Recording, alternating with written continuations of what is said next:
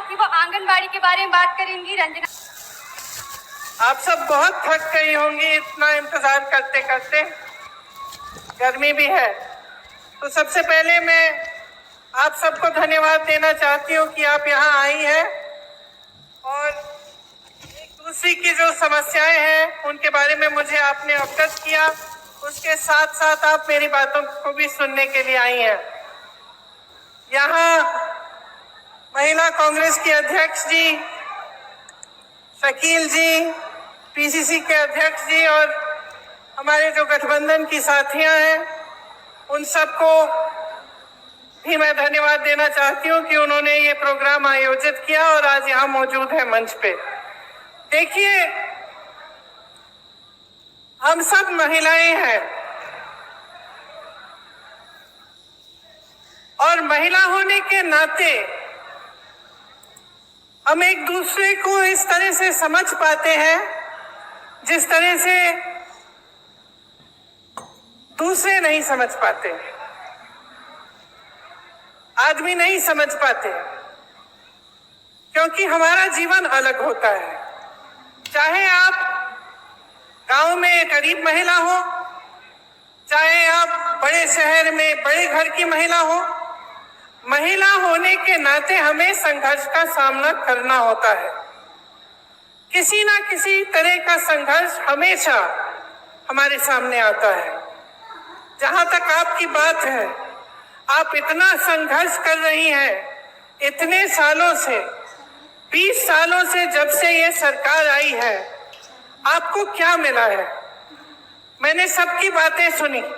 एक महिला नहीं थी, आंगनवाड़ी की महिलाएं थी, उनके प्रतिनिधि ने बोला, आशा बहुओं की प्रतिनिधि ने बोला, जीविका की महिलाओं के प्रतिनिधि ने बोला, स्वयंसेवक समूह की महिलाओं के प्रतिनिधि ने बोला और सबने एक ही बात कही कि हमें सम्मान ही नहीं मिल रहा है।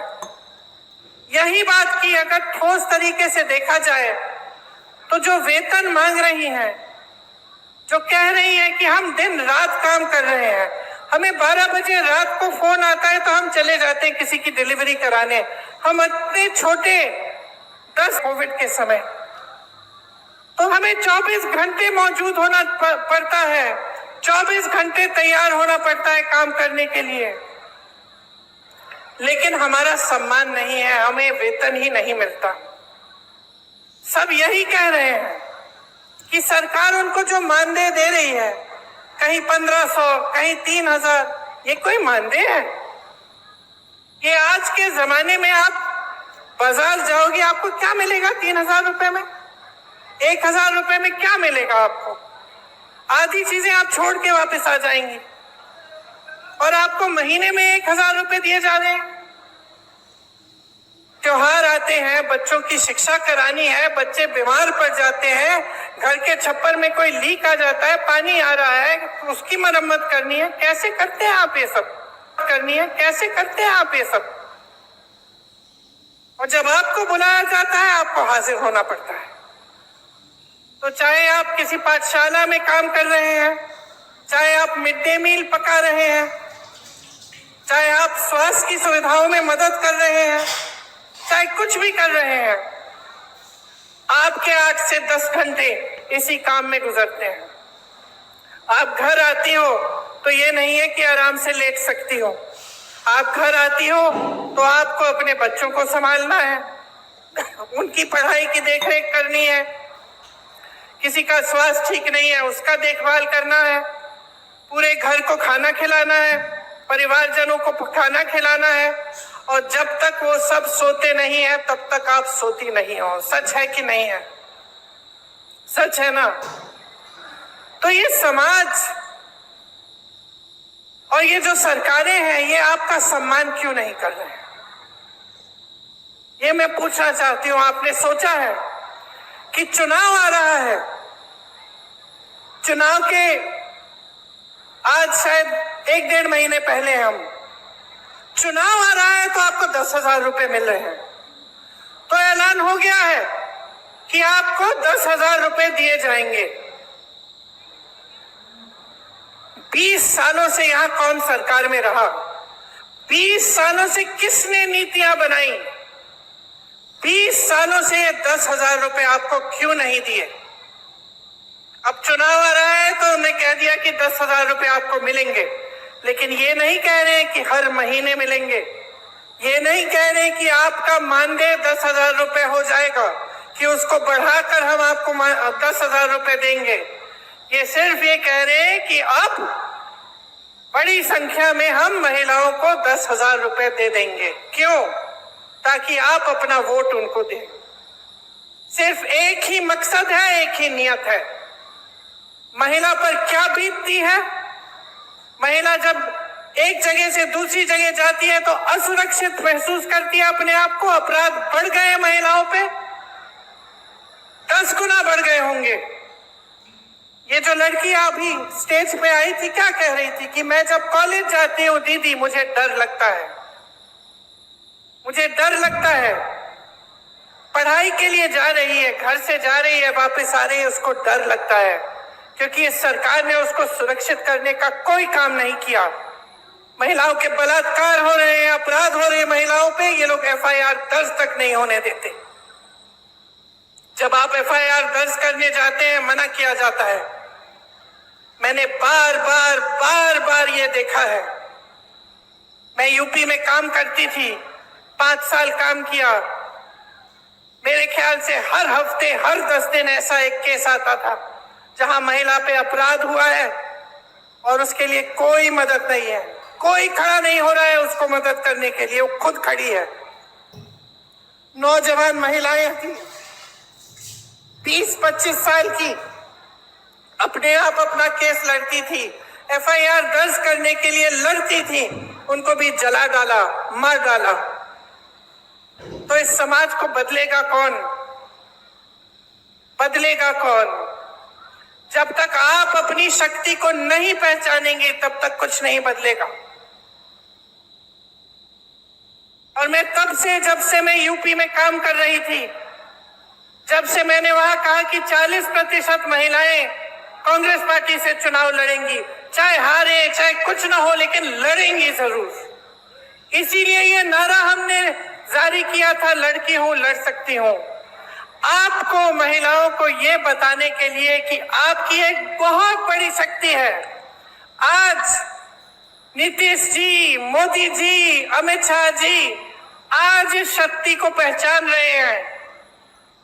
इस शक्ति को पहचान रहे हैं क्योंकि वो जानते हैं कि नहीं आ सकते। आज उनको अचानक दिख रहा है कि अगर महिला का वोट मिलेगा तभी हमारी सरकार बनेगी। इसीलिए सारी नई नई स्कीमें निकल रही हैं चुनाव से पहले पहले। लेकिन बहनों, हम महिलाएं तेज भी होती हैं, हमें लोगों की नीयत जल्दी समझ में आ जाती है। अगर हम अपनी बेटी के लिए कोई लड़का देखने जा रहे हैं, सबसे पहले हम उसकी नीयत देखते हैं क्या है, समझ जाते हैं कि किसकी नीयत में खोट है। तो जब आपको सिर्फ चुनाव के पहले स्कीम दी जा रही है, सिर्फ चुनाव के पहले पैसे दिए जा रहे हैं, आपको समझना चाहिए कि नीयत में खोट है। लेकिन आपकी जो इतनी बड़ी शक्ति है वो आप खुद नहीं पहचान पा रही हैं। अगर आप एकजुट हो जाएंगी, इस देश की आधी आबादी है, देखते हैं कौन रोक सकता है आपको।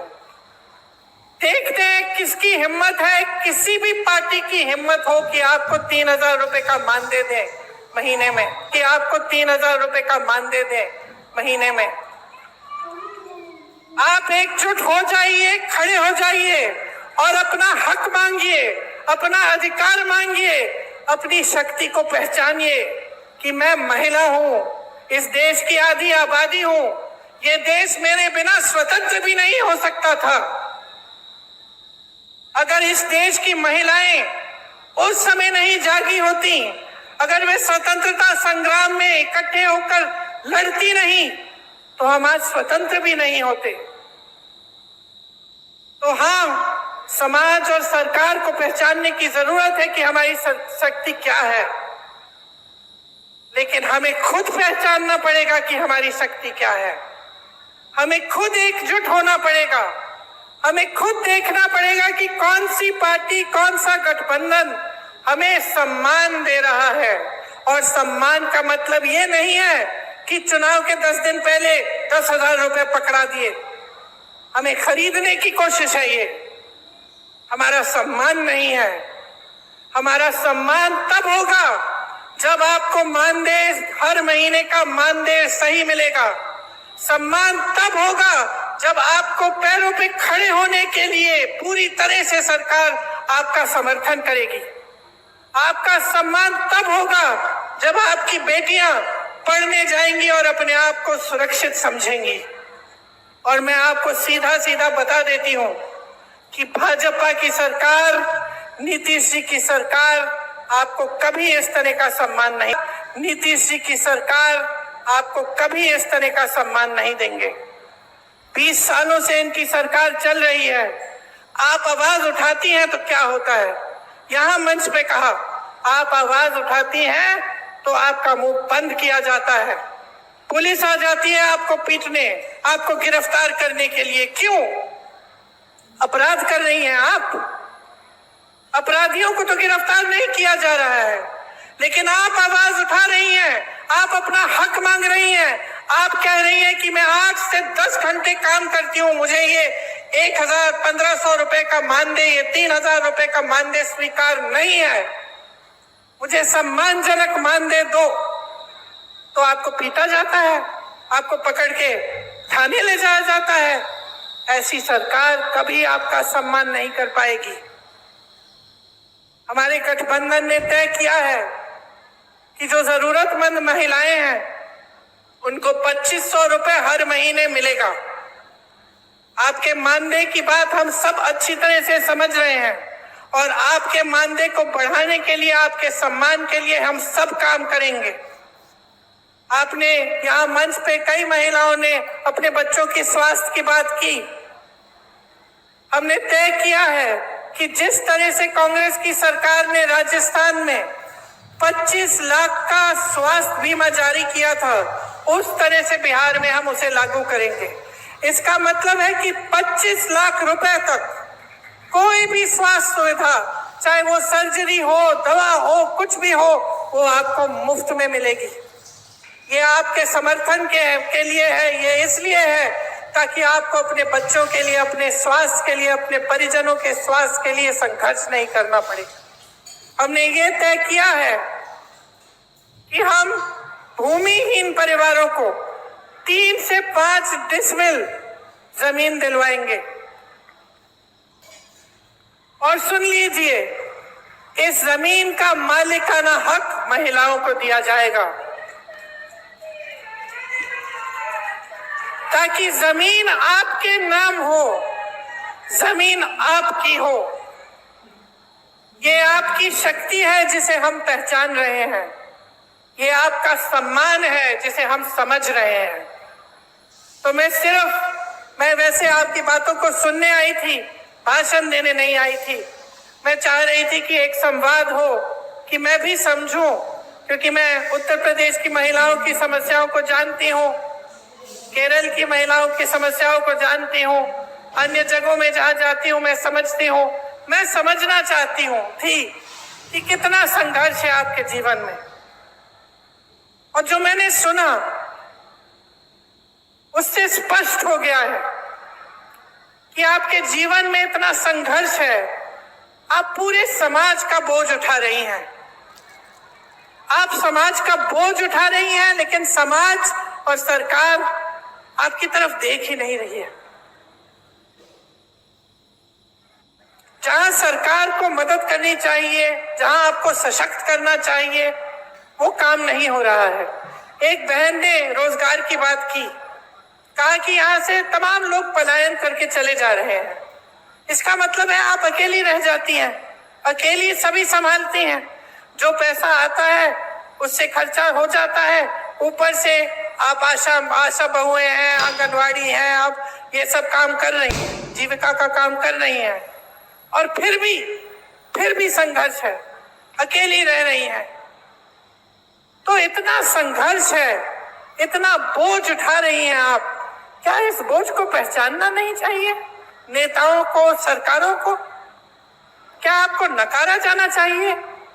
क्या ऐसी बात होनी चाहिए कि भाई चुनाव आ रहा है, चलो अब महिलाओं के लिए जल्दी जल्दी एक स्कीम निकाल देते हैं, 10,000 रुपए पकड़ा देते हैं, हमें वोट मिल जाएगा? क्या ये सही है? मैं सिर्फ ये कहना चाहती हूं कि अपने अंतर्मन में झांको, देखो जीवन क्या है आपका। आप जी रही हो, आप संघर्ष कर रही हो, आप अनुभव कर रही हो। ये मेरी बहन वर्दी पहन के खड़ी है, पुलिसकर्मी है। क्या इसका संघर्ष कम है? कम नहीं है। जितना आपका संघर्ष है उनका संघर्ष है। हम सब बहनें हैं, हम सब के अलग अलग संघर्ष हैं और ये बहुत जरूरी है कि हम इन संघर्षों को एक शक्ति में बदलें। कि हम जब देखते हैं कि हमारा जीवन का अनुभव क्या है, कि 20 सालों से हमारे जीवन में तरक्की हुई ही नहीं है, बिहार में आपके जीवन में तरक्की हुई ही नहीं है, इतने साल हो गए हैं। कह रही थी एक बहन की 50 साल की स्कीम है, बदलाव नहीं आया। जब आपके जीवन में इतना संघर्ष है, ये आपका अनुभव है, आप देख रहे हो, बच्चों को पढ़ा नहीं पा रहे हो, बीमार पड़ जाते हैं, इलाज नहीं कर पा रही हो, दिन रात काम कर रही हो, मानदेय नहीं मिल रहा है, तो अपने मन के भीतर एक ज्वाला जगाओ ना बदलाव की। बोलो ना कि हमें बदलाव चाहिए, कि ये शक्ति हमें महात्मा गांधी जी के संघर्ष ने दी थी, हमारे संविधान ने दिया है, हमें, हमारे पास वोट है और इस वोट को हम समझदारी से डालेंगे, हम समझदारी से इसका इस्तेमाल करेंगे, हम पूरी जिम्मेदारी से इसका इस्तेमाल करेंगे। कहो अपने आप से कि हमें बदलाव लाना है, सिर्फ अपने लिए नहीं लेकिन सारी महिलाओं के लिए, अपनी सारी बहनों के लिए। जो सरकार, जो नेता महिला की शक्ति नहीं पहचानेगा, जो चुनाव के समय सिर्फ अपने मुंह दिखाने आएगा और बोलेगा कि लो एक स्कीम निकाल दी आपके लिए, लो 10,000 रुपए, लो 5,000 रुपए, उसको सबक सिखाइए, सबक सिखाइए, उसकी नीयत को पहचानिए कि आपकी अपनी एक बहुत बड़ी शक्ति है, जो इस देश की सबसे बड़ी शक्ति है। इस देश का भविष्य आपके हाथों में है। बच्चों को आप पालती हैं, नई पीढ़ी आपके हाथों में है, आप शिक्षा देती हैं, आप समझाती हैं, आप नैतिकता की बात उनसे करते हैं, आप संघर्ष करके स्कूल पहुंचाती हैं, उनको शिक्षा दिलवाती हैं, रोजगार करती हैं, संघर्ष करती हैं। तो मैं सिर्फ इतना कहना चाहती हूँ कि अपनी शक्ति को पहचानिए, खड़े हो जाइए, जो सामने आता है, जो स्कीमें आपको बताता है उसको पहचानिए, जो सचमुच आपकी भलाई चाहता है उस नेता को भी पहचानिए। मेरे भाई राहुल गांधी ने पूरे देश